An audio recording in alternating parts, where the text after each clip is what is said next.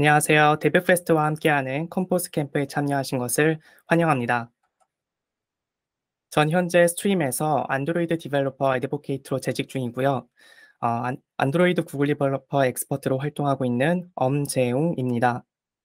이번에 중급 트래킹 코스를 맡게 되어서 여러분들께서 코드랩을 진행하기 전에 알아두면 좋을 내용을 함께 살펴보도록 하겠습니다. 패스웨이 1-2는 패스웨이 1, 컴포스 에센셜스에 있는 6번, 7번, 8번 코드랩인데요. 이번 코스에서는 6번, 7번 코드랩인 스테이트와 티밍, 그리고 그 개념들을 이해하는 데 필요한 내용에 대해서 알아볼 예정입니다. 코드랩 8번은 이번 코스에서 다루지 않기 때문에 관심 있으신 분들께서는 스스로 학습해 보시는 것을 권장드립니다.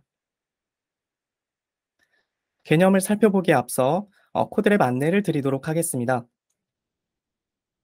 먼저 슬라이드 상단에 나와 있는 GitHub 리파지토리 주소에 들어가신 후 개인 계정으로 포크를 진행해 주시길 바랍니다. 다음으로 포크된 리파지토리로 이동해서 클론을 하시고 반드시 새로운 브랜치에서 작업을 해 주셔야 합니다. 그리고 저희는 패스웨이 1-2를 진행하기 때문에 해당 폴더에 들어가셔서 코드랩을 따라 작업하시고 본인 코드를 꼭 커밋하고 남겨주셔야 컴포스 캠프 트래킹 이벤트에 참여하실 수 있습니다.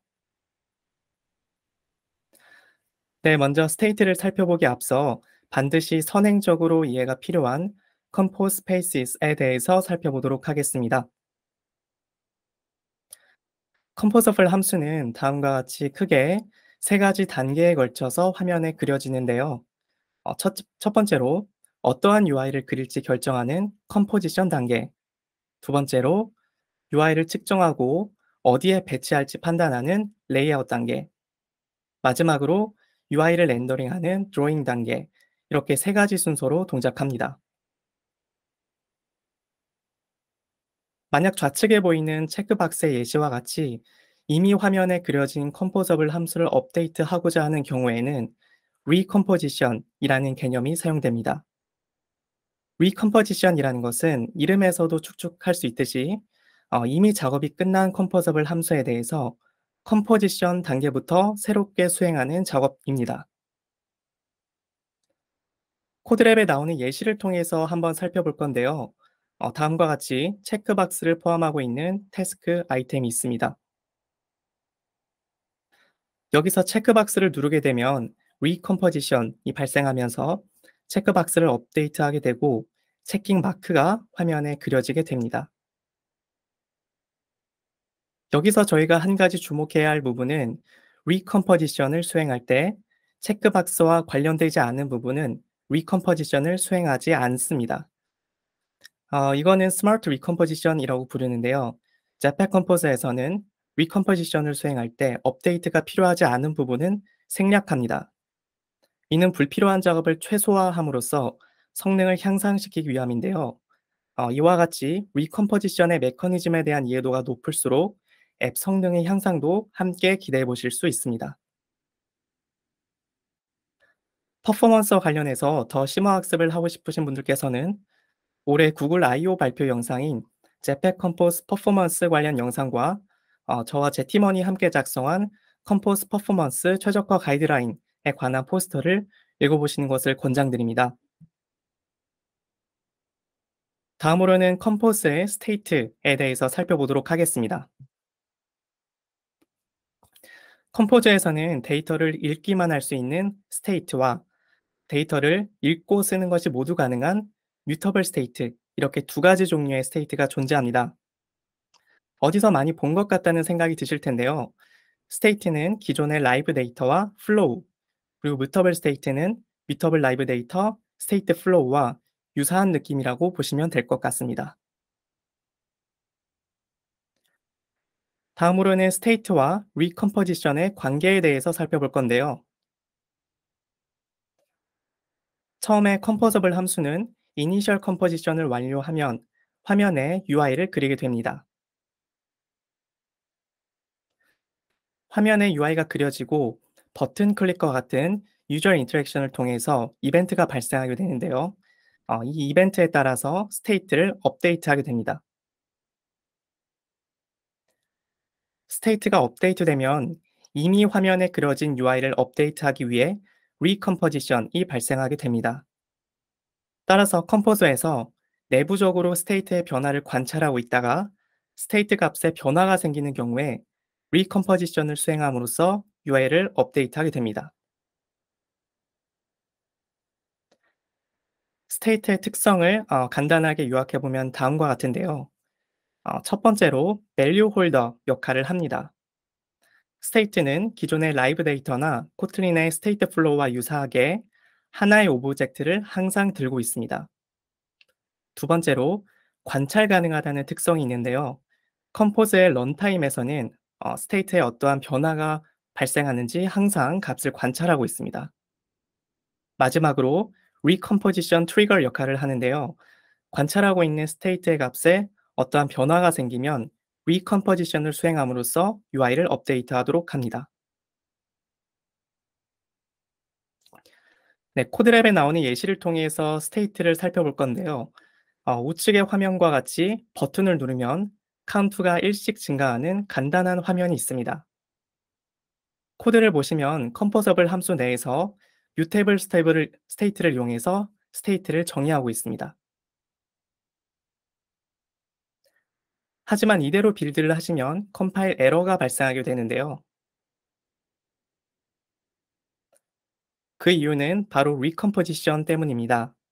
컴포저블 함수는 UI를 업데이트하기 위해서 리컴포지션이라는 메커니즘이 사용되는데 리컴포지션을 수행하는 순간 로컬 변수로 정의된 스테이트도 함께 초기화되기 때문에 컴포저블 함수에서는 스테이트만 독립적으로 사용할 수 없습니다.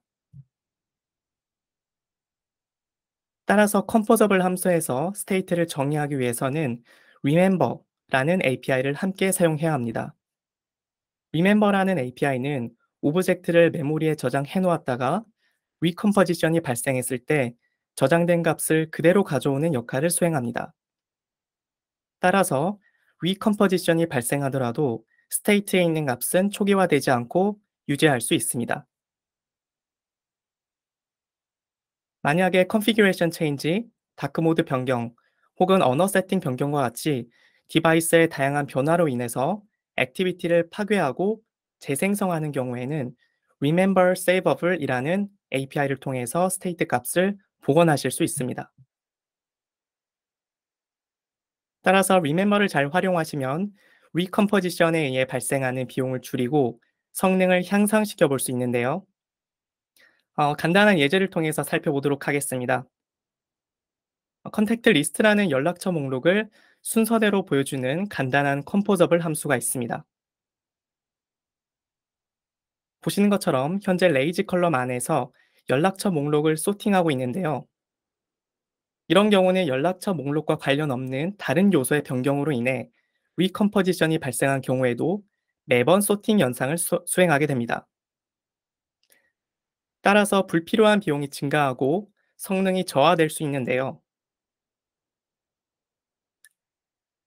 이런 경우에는 한번 소팅된 결과를 리멤버를 이용해서 저장해 놓고 리컴포지션이 발생할 때마다 연락처 목록에서 변경 사항이 없는 한 동일한 결과를 반환해서 불필요한 연산을 줄이고 성능을 향상시킬 수 있습니다.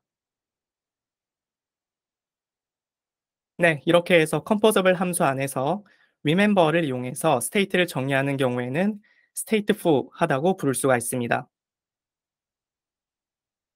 반면에 스테이트가 정의되어 있지 않은 컴포저블 함수의 경우에는 stateless 하다고 부를 수 있습니다.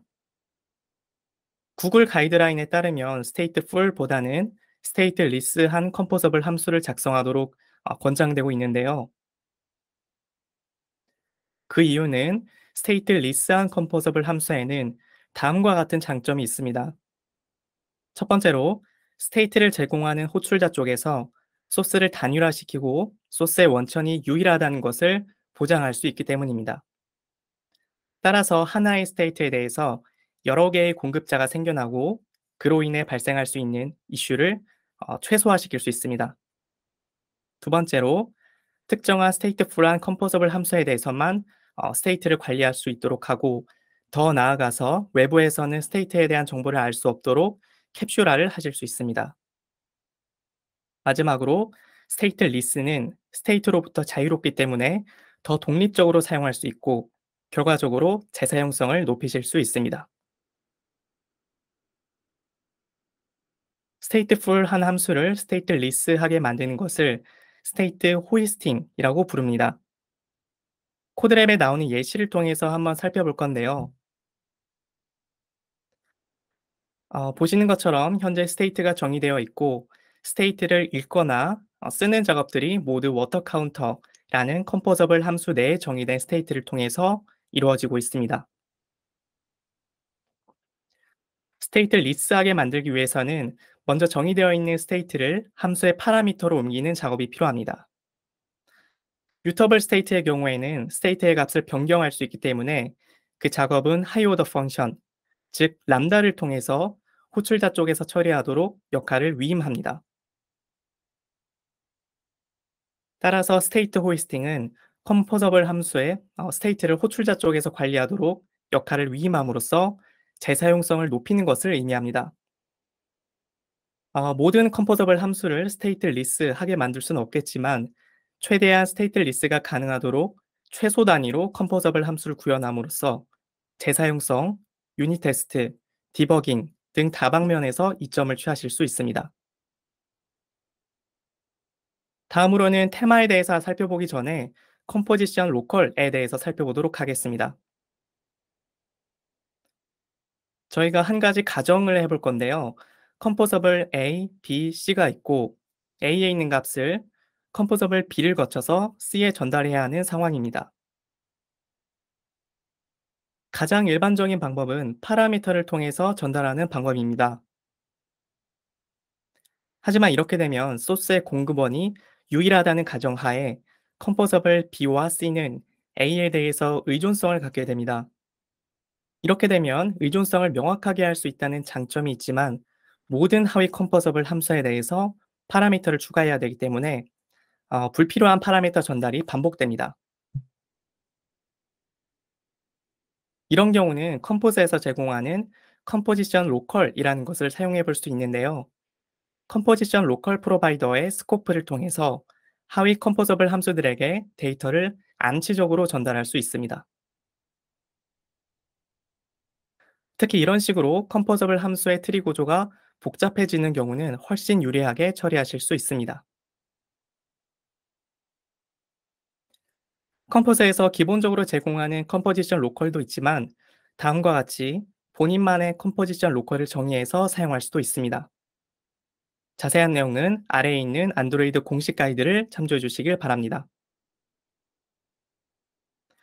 다음으로는 컴포스 티밍에 대해서 살펴보도록 하겠습니다. 먼저 머티리얼 디자인부터 살펴보도록 하겠습니다. 머티리얼 디자인은 구글에서 개발한 디자인 시스템입니다. 각종 컴포넌트에 대한 스펙을 정의해주고 있기 때문에 저희가 디자인 시스템을 개발하기 위한 리소스를 많이 절약할 수 있는데요. 제팩 컴포스에서도 머티리얼 디자인 관련 컴포넌트들을 지원하고 있습니다. 대표적으로 컬러, 타이포그래피, 쉐이프에 대한 스펙을 지원하고 디테일한 값들은 프로젝트의 성격에 따라서 커스텀하실 수가 있습니다. 특히 제팩 컴포즈에서 제공하는 머티리얼 라이브러리를 이용하시면 앱의 전반적인 스타일링을 정말 쉽게 하실 수 있습니다. 코드랩의 예시를 통해서 살펴볼 건데요.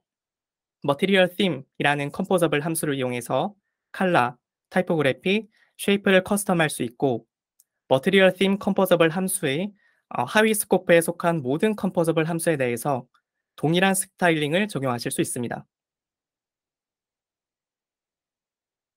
머티리얼 팀의 내부 구조를 한번 살펴볼 건데요. 보시면 컴포지션 로컬을 통해서 컬러, 리플, 그리고 인디케이션과 같이 각종 테마 값들을 전달하고 있는 것을 확인하실 수 있습니다. 따라서 머티리얼 테마의 하위 스코프에 속한 모든 컴포저블 함수에 일관성 있는 테마를 적용할 수 있고 테마의 속성 값을 변경하는 것만으로도 전반적인 컴포넌트의 스타일링을 쉽게 변경할 수 있습니다. 또한 다음과 같이 디바이스의 다크 모드 세팅 여부에 따라서 칼라 스키마를 다르게 설정할 수 있고 다크모드 대응도 유연하게 하실 수 있습니다. 네, 그러면 여기서 패스웨이 1-2 중급 트래킹 코스를 마무리하도록 하겠습니다. 이제부터 코드랩을 시작해 주시면 되겠습니다. 감사합니다.